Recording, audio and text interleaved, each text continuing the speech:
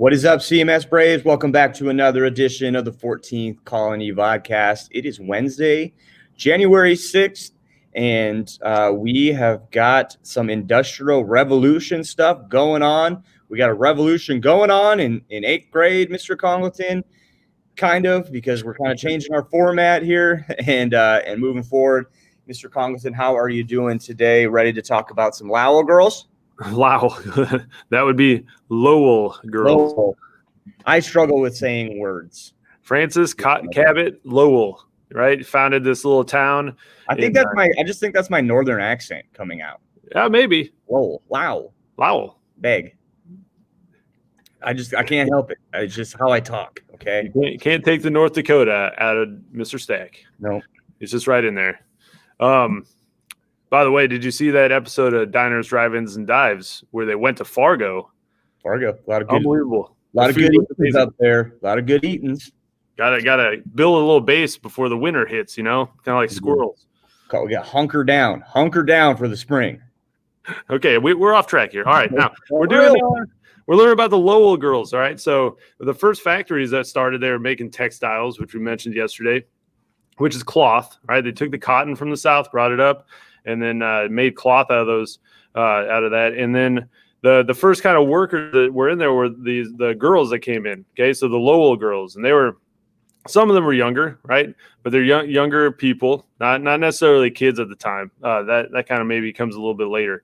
And you're going to look at some photos today of child labor, so it's kind of all connected. But the conditions in these factories were not fantastic, right? Bad air quality, long hours. It was kind of rough. So it's kind of the first situation where they got together and kind of almost started a union, right? A union is where the workers kind of form.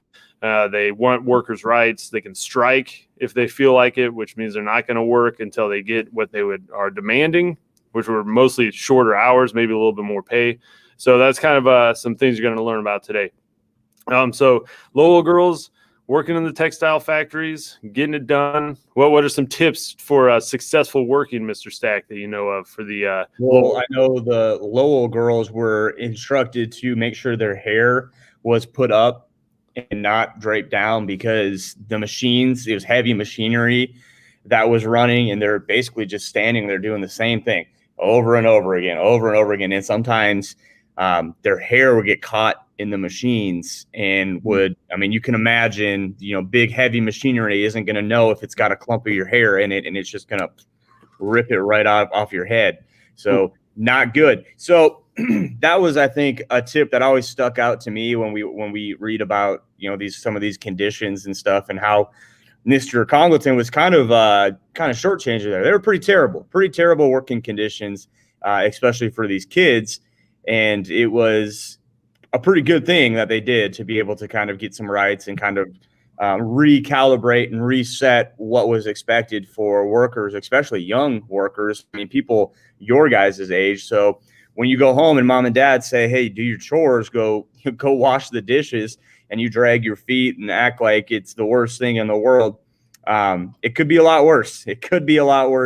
You could still be working your 16-hour shift down at the factory trying to scrape some money together to put food on that table, like some of these young women were doing back at the beginning stages of the Industrial Revolution. So there's a lot of different layers to this whole revolution. So that was definitely one tip. Another one was loose clothing too, hair, clothing, anything that get caught in the machines could just get ripped, and not good. Not good. One thing I remember is that, we get on these kids, no phones, right? You're not supposed to have your phones out. They're sneaking the phone, looking under your desk, having their computers and hiding it. Well, they would do the same thing with books, okay? They're working 16-hour days in a pretty repetitive job, and they could do that without even thinking. So as they're moving the loom with their foot or their right hand, they're kind of sneaking in a book there with their left hand. So, people just always trying to get away with doing what they're not supposed to be doing for their own entertainment. Yep. Hey, real quick, when you guys are working, so there's 4 things you're doing today. There's an article from the book. There's a couple little videos, and there's an article a video about Lewis Hines and the photography that was used a little bit later, as in the late 1800s. But so my notes that I took, I put 4 separate things here. All right. So yours, and if you're typing and you just have it go straight down and you have 2 pages, that's fine. But you should have something from each of the resources that you're using, not just the article, right? The videos when you're watching, write down some of the main key points that you're finding. Yep. Everything we're giving you, we want you guys to be taking notes on. So switch gears when you're switching articles or switching videos. So get that stuff done. Make sure it's getting turned in. The advice I gave yesterday on the Zoom and in the video was just make sure you're doing your work. A lot of people were saying yesterday's assignment took them about 15 minutes. 15 minutes start to finish to get it done. It might take you a little bit longer than that if you take maybe your time a little bit more and take more notes. But we're not asking for 3 hours of your time for this, not at all. It shouldn't really take you more than 30 minutes. That's probably 10 to 30 minutes is probably the range that most of you guys will fall into. So just making sure you're doing it, guys. Do it every single day, and it's not that big of a deal, okay? Should be a really quick, simple thing. So that's it from us, guys. Thanks for viewing. We'll check in again with you at 2 p.m. on the Zoom. So if you want to hear kind of this message again, you'll get it live at 2. If you're at home working, get that stuff done. If you're at school working, get that stuff done. And until next time, be excellent to each other.